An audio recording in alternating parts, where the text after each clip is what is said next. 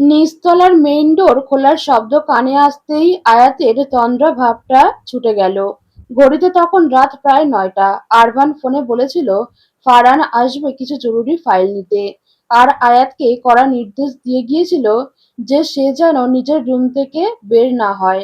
কিন্তু আয়াত আরমানের এই অযৌক্তিক হুকুম মানতে মোটেও বাধ্য নয়। সে শুধু নিজের কাছের মানুষের হুকুম আর আবেগকে সম্মান করতে জানে। নতুবা সে প্রচণ্ড স্বাধীনচেতা। কারো অযাচিত নিয়ন্ত্রণ বা একতরফা শাসন তার সহজাত স্বভাবের পরিপন্থী। তাছাড়া পেটের ভেতরকার কৌতূহল আর অস্থিরতা তাকে স্থির থাকতে দিচ্ছিল না। আয়াত ধীর পায়ে নিচে নেমে এলো, দেখলো ফারহান আরমানের স্টাডি রুম থেকে কিছু ফাইল হাতে নিয়ে বেরিয়ে আসছে। আয়াতকে সামনে দেখে ফারহান একটু চমকালেও পরক্ষণেই তার সেই চিরচেনা অমায়িক হাসিটা দিল। কি খবর আয়াত, কোনো সমস্যা হচ্ছে না তো একলা বাড়িতে? আয়াত সৌজন্যমূলক হেসে বলল, না ভাইয়া, কোনো সমস্যা হচ্ছে না। আপনার সব প্রয়োজনীয় জিনিস কি নেওয়া হয়েছে? ফারহান ফাইলগুলো বগলে চেপে ধরে বলল, হ্যাঁ, সব জরুরি কাগজপত্র নিয়ে নিয়েছি। আচ্ছা আয়াত, আজ তাহলে আমি আসছি। একটা ইম্পর্টেন্ট কাজ আছে, বুঝতেই পারছো। এবি নেই মানে অফিসের সব দায়িত্ব এখন আমার ঘাড়ে। ফারহান দরজার দিকে পা বাড়াতেই আয়াতের ভেতরের অস্থির প্রশ্নটা অবাধ্য হয়ে বেরিয়ে এলো। সে একটু ইতস্তত করে বলে উঠল, ভাইয়া, আপনার বন্ধু কোথায়? মানে সে কি তার প্রেমিকাকে নিয়ে কোথাও ঘুরতে গেছে? আয়াতের এমন সোজাসাপটা প্রশ্নে ফারহান থমকে দাঁড়িয়ে হাঁ করে তাকিয়ে রইল। পরক্ষণেই সে শব্দ করে হেসে উঠে বলল, প্রেমিকা? তাও আবার এবির? ও তো একটা আস্ত নারী বিদ্বেষী। আশেপাশে কোনো নারীকেও সহ্য করতে পারতো না। আমার তো মাঝে মাঝে ভয় হতো ব্যাটা আবার গিয়ে নাকি কখন না জানি সুযোগ বুঝে আমার ইজ্জতটা হরণ করে বসে। আয়াত ফারহানের বলার ভঙ্গিতে হেসে দিলেও মনে মনে গজগজ করল।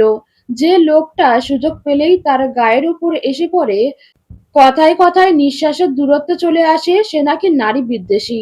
নিজের চিন্তাগুলো মনেই চেপে রেখে সে ফারহানের দিকে তাকালো।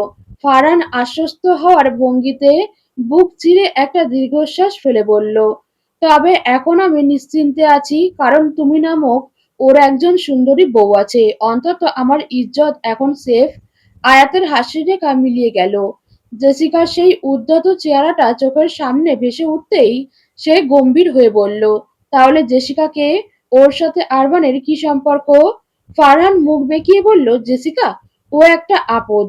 লাস্ট বিজনেস পার্টিতে বাবার সাথে এসেছিল। আরমানকে দেখলেই সে একদম হিতাহিত জ্ঞান হারিয়ে সোজা জড়িয়ে ধরেছিল।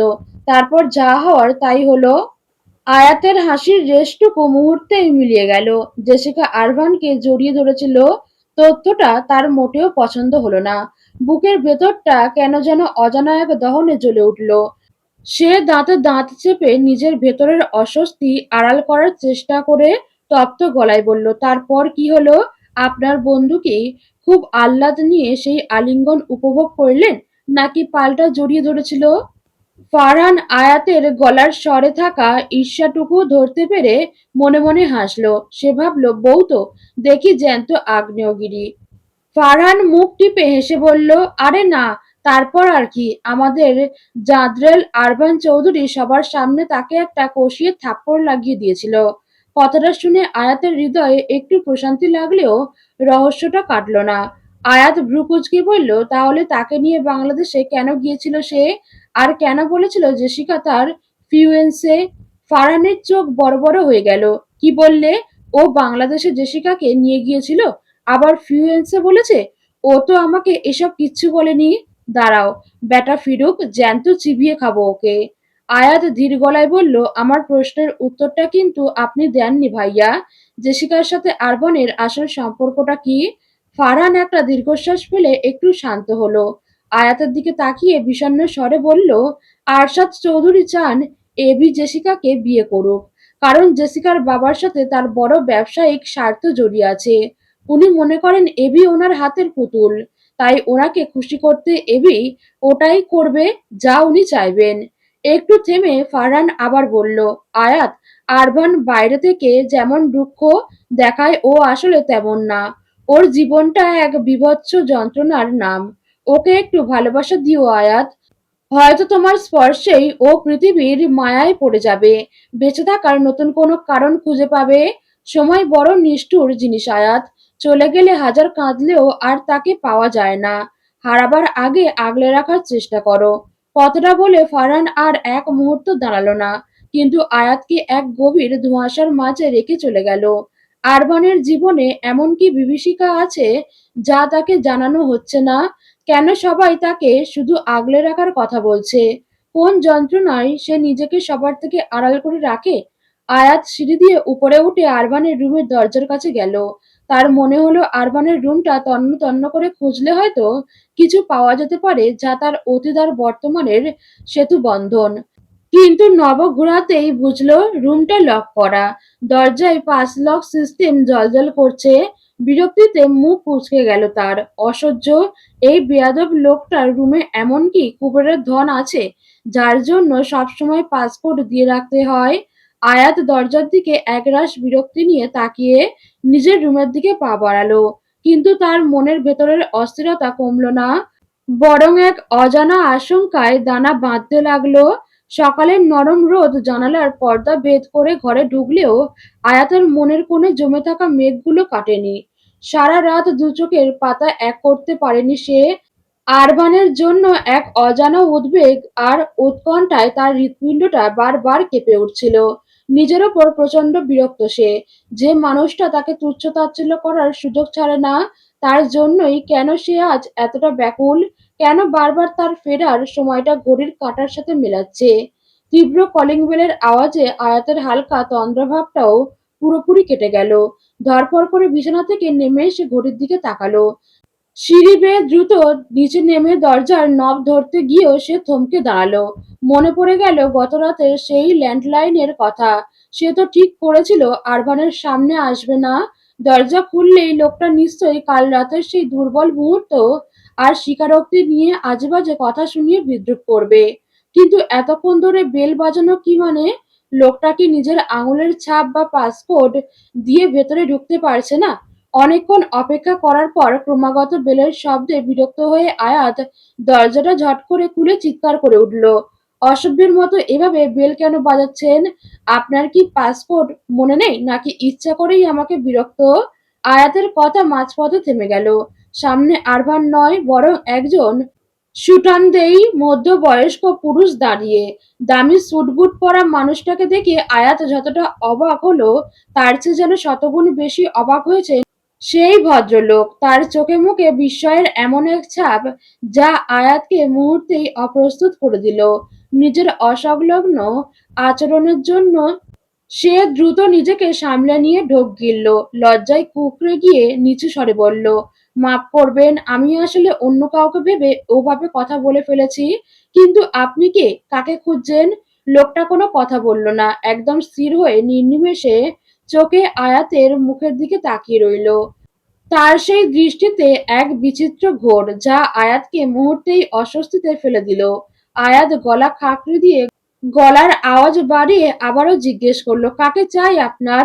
লোকটা এবার স্বাভাবিক হয়ে শান্ত গলায় বলল, আরভানকে। আমি আরভানের বাবা, আরশাদ চৌধুরী। আয়াত স্তব্ধ হয়ে গেল। এই সেই মানুষ যার কথা ফারহান বলছিল। নিজের অসংলগ্ন ব্যবহারের জন্য সে ভেতরে ভেতরে প্রচন্ড অনুতপ্ত হলো। তবে ছেলের ওপর রাগটা অজান্তেই বাবার ওপর ঝেড়ে ফেলেছে ভেবে সে মনে মনে লজ্জিত হয়ে একটু সরে দাঁড়িয়ে বলল, তিনি তো বাড়িতে নেই, আপনি ভেতরে আসুন। আমি ভীষণ দুঃখিত ওভাবে কথা বলার জন্য। আসলে আমি বুঝতে পারিনি। আরশাদ চৌধুরী ভেতরে ঢুকতে ঢুকতে চারপাশে সূক্ষ্ম নজর বুলিয়ে বললেন, কোথায় গেছে সে? আয়াত দরজা লাগিয়ে বলতে লাগলো, একটু কাজে বাইরে গেছেন, হয়তো কিছুক্ষণের মধ্যেই চলে আসবেন। আরশাদ চৌধুরী সোফায় বসে মুচকি হেসে বললেন, তুমি আয়াত, তাই না? আমাকে তোমার অবশ্য মনে নেই, অনেক ছোট ছিলে তখন। তবে তুমি একদম তোমার মায়ের মতো হয়েছো, অবিকল সেই মুখ। আয়াত সৌজন্যমূলক হাসি দিয়ে ওই লোকটার চাউনিটাকে বড্ড অস্বস্তিতে ফেলছে। তার দৃষ্টির গভীরতায় এমন কিছু আছে যা সহজ বা স্বাভাবিক মনে হচ্ছে না। আয়াত সেটা এড়িয়ে যাওয়ার জন্য বলল, আপনি চা খাবেন নাকি কফি? আরশাদ চৌধুরী হেসে বললেন, তোমার হাতে এক কাপ চা খাওয়া যায়? তোমার মা চমৎকার চা বানাতেন। আশা করি সেই স্বাদ তোমার হাতেও পাওয়া যাবে। আয়াত মাথা নেড়ে রান্নাঘরে চলে এলো। চা বানানোর সময়ও তার মনে হচ্ছিল লিভিং রুম থেকে কেউ তাকে ক্রমাগত অদৃশ্য এক দৃষ্টি দিয়ে পর্যবেক্ষণ করছে। চায়ের ট্রে নিয়ে সে যখন আরশাদ চৌধুরীর সামনে গিয়ে দাঁড়ালো, দেখলো লোকটা তখনও একইভাবে তার দিকে তাকিয়ে আছে, যেন চারপাশের আর কোনো কিছুর অস্তিত্ব তার কাছে নেই। এই দৃষ্টিটা লোলুপ না হলেও অতিরিক্ত নিবিড় আর অস্বাভাবিক, যা আয়াতকে ভেতরে ভেতরে আতঙ্কিত করে তুলল। সে বুঝতে পারল এই মানুষটার সান্নিধ্য তার জন্য স্বস্তিদায়ক নয়। পরিস্থিতির গুরুত্ব বুঝতে পেরে সে নিজেকে সামলাতে পারল না। ইচ্ছে করেই হাতের ট্রেটা একটু টালমাটাল করে চায়ের কাপটা আরশাদ চৌধুরীর গায়ের উপর উল্টে দিল। গরম চায়ের ছ্যাঁকায় আরশাদ চৌধুরী আর্তনাদ করে উঠলেন। আয়াত সঙ্গে সঙ্গে একটু নাটুকে ভঙ্গিতে ব্যস্ত হয়ে বলল, হায় আল্লাহ! আমি কি করে ফেললাম? প্লিজ মাফ করবেন। হাতটা স্লিপ করে গিয়েছিল। একটু দাঁড়ান, আমি এক্ষুনি বরফ নিয়ে আসছি। আয়াত দ্রুত ফ্রিজ থেকে বরফ নিয়ে এসে আরশাদ চৌধুরীর দিকে বাড়িয়ে দিল। ঠিক তখনই পিছন থেকে এক গম্ভীর বজ্রকঠিন শব্দ ভেসে এলো। এখানে কি হচ্ছে? আয়াত আর আরশাদ চৌধুরী দুজনেই দরজার দিকে তাকালো। সেখানে সাদা শার্টের হাতা গুটানো অবস্থায় আরভান দাঁড়িয়ে আছে। তার চোখের দৃষ্টিতে যেন আগ্নেয়গিরির তপ্ত লাভা উপচে পড়ছে। আরশাদ চৌধুরী বরফ হাতে নিয়ে দগ্ধ জায়গায় ঘষতে ঘষতে নির্বিকার ভঙ্গিতে বললেন, তোমার অপেক্ষাতেই ছিলাম আরভান, এসো। আরভান তার বাবার কথার কোনো উত্তর দিল না। সে আয়াতের দিকে রক্তচক্ষু নিয়ে তাকালো, যেন ওই দৃষ্টি দিয়েই তাকে ভস্ম করে দেবে। আয়াত বুঝতে পারল না তার অপরাধটি কোথায়। সে তো কেবল সৌজন্যবোধ দেখিয়েছিল। আরভান দাঁতে দাঁত চেপে বলল, উপরে যাও আয়াত। আয়াত নড়ল না। অপরিচিত একজন মানুষের সামনে আরভানের এমন হুকুম জারি করার ধরন তার আত্মসম্মানে আঘাত করল। তাই সে অনড় হয়ে দাঁড়িয়ে রইল। কিন্তু আরভান এবার হিতাহিত জ্ঞান হারিয়ে আয়াতের হাতটা সজোরে খপ করে ধরল। হিড়হিড় করে টেনে সিঁড়ি বেয়ে উপরে নিয়ে গিয়ে তাকে নিজের রুমে প্রায় ধাক্কা দিয়ে ঢুকিয়ে দিল। তোমাকে বারবার বলার পরেও কোন সাহসে তুমি বাইরের মানুষের জন্য দরজা খুলেছ?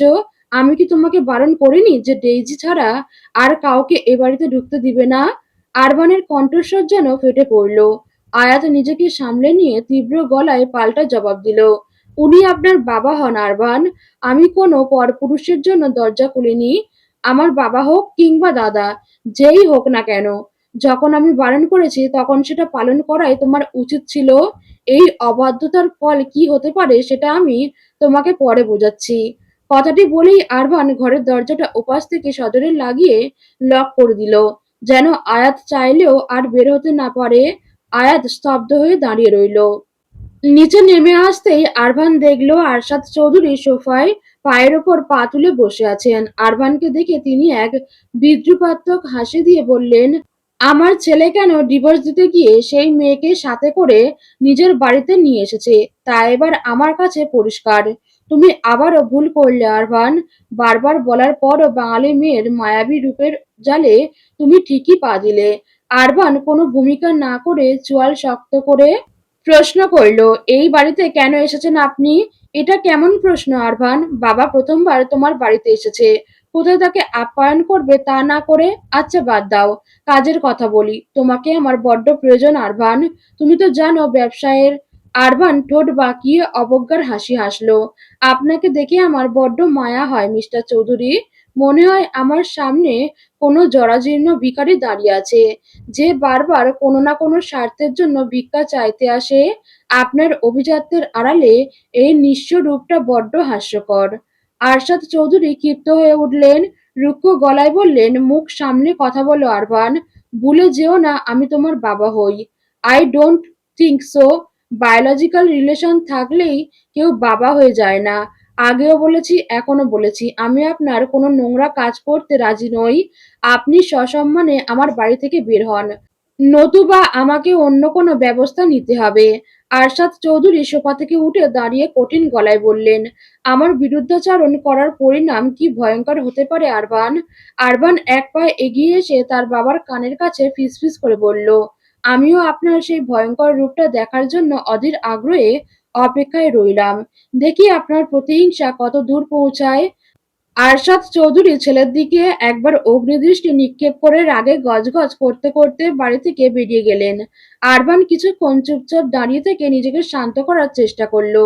তারপর দীর্ঘশ্বাস ফেলে সিঁড়ি বেয়ে উপরে উঠে আয়াতের দরজার সামনে গিয়ে দাঁড়ালো। নব ঘোরাতেই বুঝলো আয়াত ভেতর থেকে দরজা বন্ধ করে দিয়েছে। আরবান দরজায় মৃদু করাঘাত করে বলল, আয়াত দরজা খোলো, তোমার সাথে আমার কিছু কথা আছে। ভেতর থেকে কোনো সাড়া এলো না, এমনকি কোনো শব্দও শোনা গেল না। কয়েকবার জোরে দরজায় ধাক্কা দিয়ে আরবান অস্থির হয়ে বলল, আমি কিন্তু দরজা ভেঙে ফেলবো আয়াত। কেন তুমি বুঝতে চাইছো না যে দাদাজান তোমাকে আমার কাছে পাঠিয়েছে তোমার সুরক্ষার জন্য? এই কয়দিনে আমার জীবন দেখে কি বুঝতে পারোনি যে আমার চারপাশটা খুব একটা নিরাপদ নয়? আমার কেউ নেই আয়াত, পরিবার, বাবা-মা, এইসব রঙিন সম্পর্ক আমার জন্য নয়, এটা তোমাকে বুঝতে হবে। ওপাশ থেকে এবারও কোনো উত্তর এলো না। ঠিক তখনই আরবানের ফোনে একটা জরুরি কল আসায় সে বিরক্ত হয়ে করিডর দিয়ে চলে গেল। এদিকে আয়াত বিছানায় উপুড় হয়ে পড়ে ফুঁপিয়ে কাঁদছিল। গত রাতের অনিদ্রা, আজকের অপমান আর আরবানের এই দ্বিমুখী আচরণ, সব মিলিয়ে সে ক্লান্ত হয়ে পড়েছে। একরাশ অভিমান আর অবহেলা তার বুকটাকে চিরে ফেলেছে। সারা রাত না ঘুমানোর ক্লান্তি আর মানসিক অবসাদে তার চোখ দুটো ক্রমশ বুজে এলো। অভিমানে ভরা মনটা নিয়ে সে একসময় গভীর ঘুমের দেশে তলিয়ে গেল। আরবান এই বাড়িটি এমন এক সূক্ষ্ম নকশায় তৈরি করেছে যে তার নিজস্ব মাস্টার বেডরুম থেকে একটি গোপন করিডর দিয়ে বাড়ির প্রায় সবকটি ঘরে অনায়াসে যাতায়াত করা যায়। সেই সুবাদেই আয়াতের রুমে নিঃশব্দে প্রবেশ করল সে। রুমে তখন বিকেলের মরা আলো এক মায়াবী আচ্ছন্নতা তৈরি করেছে। আরবান আয়াতের শিয়রে বসল। কিছুক্ষণ স্থির দৃষ্টিতে সেই মায়াবী মুখের দিকে তাকিয়ে থেকে বড় আদরে কপালের ওপর লুটিয়ে থাকা অবাধ্য চুলগুলো সরিয়ে দিল। সে দীর্ঘশ্বাস ফেলে ফিসফিস করে বলল, তুমি আমার এক অনবদ্য দুর্বলতা হয়ে উঠেছ আয়াত। যে প্রাচীর আমি নিজের চারপাশে গড়ে তুলেছিলাম, তুমি প্রতিদিন নিঃশব্দে তার এক একটি ইট সরিয়ে দিচ্ছ। আমি নিজের অজান্তেই তোমার কাছে হেরে যাচ্ছি। আরবানের উষ্ণ আঙুলগুলো আয়াতের গাল স্পর্শ করল। ঠিক সেই মুহূর্তে ঘুমের ঘোরেই আয়াত এক অদ্ভুত অস্থিরতা অনুভব করল। অবচেতন মনেই সে আরবানের হাতটা আঁকড়ে ধরে নিজেকে আরবানের প্রশস্ত বুকের মাঝে লুকিয়ে ফেলল। আরবান চমকে গেল। কয়েক মুহূর্ত সে নিস্পন্দন হয়ে তাকিয়ে রইল আয়াতের দিকে। তারপর ধীর লয়ে সে আয়াতের পাশে শুয়ে পড়ল। জীবনের প্রথমবার সে কোনো নারীকে এভাবে নিবিড়ভাবে অনুভব করছে। আয়াতের চুলের মিষ্টি ঘ্রাণ আর তার নিয়মিত নিঃশ্বাসের শব্দ আরবানের দীর্ঘদিনের একাকিত্বকে যেন এক নিমিষে ধুয়ে দিল। সে আয়াতকে আষ্টেপৃষ্ঠে জড়িয়ে ধরল, যেন এই মায়াবী মুহূর্তটা সে কখনোই হারাতে চায় না। হঠাৎ ঘুমের মাঝে আয়াতের দম বন্ধ হয়ে আসার উপক্রম হলো। মনে হলো কেউ তাকে শক্ত কোনো নাগপাশে বেঁধে ফেলেছে। আতঙ্কে চোখ না মেলেই সে চিৎকার দিয়ে উঠল। আয়াতের চিৎকারে আরবান নিজেও ঘাবড়ে গিয়ে বন্ধন ঢিল করল। কিন্তু আয়াত তখনও আধো ঘুম আধো জাগরণ অবস্থায়। সে নিজের সুরক্ষার অবচেতন মনেই দুম করে এক ঘুষি চালিয়ে দিল সামনে থাকা মানুষটার দিকে। সেই ঘুষিটা গিয়ে সরাসরি লাগলো আরবানের সুঠাম চোয়ালে। আহ, স্টপ ইট আয়াত, এটা আমি। আরবান যন্ত্রণায় কুঁকড়ে উঠে চিৎকার করল। আয়াত ধরফর করে উঠে বসে বড় বড় চোখে তাকালো। দেখলো সামনে আরবান গাল চেপে ধরে বসে আছে। আয়াত প্রথমে হতভম্ব হয়ে দরজার দিকে তাকালো। দরজা তো ভেতর থেকে যথারীতি বন্ধ। আহ, আপনি আপনি রুমে ঢুকলেন কি করে? দরজা তো ভেতর থেকে লক করা, আর আপনার সাহস হয় কি করে আমার অনুমতি ছাড়া আমাকে এভাবে? আয়াত কথা শেষ করতে পারল না লজ্জায়। আরবান এক হাত দিয়ে গাল চেপে ধরে ব্যথায় মুখ কুঁচকে বলল, নির্দয় নারী, আজ তো একটা স্বামী নির্যাতনকারী, এক নম্বর জাহান্নামী বউ তুমি। বলতো এইটুকু শরীরে এত শক্তি কোত্থেকে আসে? জানা ছিল না 12 বছর আগে আমি কোনো হৃদয়হীন প্রফেশনাল বক্সারকেই কবুল বলেছিলাম। আয়াত কিছুক্ষণ থম মেরে বসে থেকে নিজের রাগ সামলে নিয়ে বলল, আপনি তো আর জান্নাত থেকে পালিয়ে আসা কোনো নিষ্পাপ ফেরেশতা নন। আপনি হলেন আস্ত এক পিশাচ। সেদিন না বুক ফুলিয়ে বললেন আমাকে স্ত্রী হিসেবে মানেন না? তবে এই অসভ্য অধিকার বোধ এখন কোত্থেকে এলো? আরবান এক হাত দিয়ে গাল ঘষতে ঘষতে বাঁকা হাসলো। তখন মানিনি, এখন মানছি। স্বামীর মন তো। আবহাওয়া অফিসের পূর্বাভাসের মতো যেকোনো সময় বদলে যেতে পারে। এখন পরিস্থিতি মেঘলা থেকে রোদেলা হয়ে গেছে। আয়াত ভ্রু কুঁচকে বলল, বুঝতে পেরেছি। কাল রাতের ল্যান্ডলাইনের কথাগুলো নিয়ে আপনি ঠাট্টা করার নতুন বাহানা খুঁজছেন, তাই না? আরভান এবার একটু বেশি নাটক শুরু করলো। সে আয়াতের খুব কাছে এগিয়ে এলো। ঠাট্টা? আরে আমার তো হার্টবিট থেমে যাওয়ার জোগাড়। আমি তো ভাবলাম আমার বিরহে তুমি না জানি হিমালয়ে গিয়ে সন্ন্যাসী হয়ে যাও। ওই শোনো, এখন এই ড্রামা বন্ধ করো। তাড়াতাড়ি বরফ নিয়ে এসো। আমার গালটা কিন্তু অলরেডি ফুলে টমেটো হয়ে গেছে। বিরক্ত চোখে আয়াত কিছুক্ষণ তাকিয়ে রইল। এই লোকটা আসলেই বড্ড বিচিত্র। একে না যায় ঘৃণা করা, না যায় বেশিক্ষণ রাগ করে থাকা। আয়াত অগত্যা উঠে গিয়ে আইস ব্যাগ নিয়ে এলো। আরবানের সামনে ধরে ইশারা করলো নিজে লাগিয়ে দিতে, কিন্তু আরবান মুখ ঘুরিয়ে নিল, করুণ মুখ করে বলল, আঘাত যে দেয় মলম লাগানোর দায়িত্বও তো তারই হওয়া উচিত, নাকি সেটাও আমাকেই করতে হবে? আমি তো এখন ইনজিওর্ড পারসন। আয়াত বিরক্ত হয়ে ঝপ করে আরভানের পাশে বসে পড়ল এবং তার গালে বরফ ঘষতে শুরু করল। ঠিক তখনই আরভান হঠাৎ আয়াতের হাতটা আঁকড়ে ধরল। ঘরের পরিবেশ মুহূর্তেই পাল্টে গেল। এক অদ্ভুত ঘোরের মাঝে আরবাজ আয়াতের চোখের দিকে তাকিয়ে ফিসফিস করে বলল, তুমি বড্ড মায়াবী আয়াত। আমার অন্ধকার পৃথিবীতে তোমার এই কাজল কালো চোখ দুটো বারবার আমাকে টেনে আনে। আমি চাইলেও আর ফিরে যেতে পারছি না। তোমার এই নিঃশ্বাসের কাছাকাছি থাকাটা আমার নেশা হয়ে যাচ্ছে। আয়াতের হৃৎপিণ্ড যেন আজ ড্রাম বাজাতে শুরু করেছে। আরমান আরো কাছে এগিয়ে এলো। তার নাকের অগ্রভাগ আয়াতের গালে স্পর্শ করতেই এক তীব্র শিহরণ খেলে গেল আয়াতের শরীরে। সে আর নিজেকে ধরে রাখতে পারল না। আরমানকে দু হাতে ঠেলে সরিয়ে দিয়ে সে এক ছুটে ঘর থেকে বেরিয়ে গেল, পেছনে ফেলে রেখে গেল এক দিশেহারা আরমানকে, যার ঠোঁটের কোণে তখন এক তৃপ্তির হাসি। করিডরে দাঁড়িয়ে দেওয়ালে পিঠ ঠেকিয়ে জোরে জোরে শ্বাস নিয়ে নিজেকে সামলানোর চেষ্টা করলো আয়াত। লোকটা কি তার সাথে নতুন কোনো অভিনয় করছে? সে আর যাই হোক, এই সুবিধাবাদী লোককে সহজে বিশ্বাস করবে না। কিন্তু নিজের ধুকপুক করতে থাকা মনটাকে শান্ত করার উপায়ও তো সে জানে না।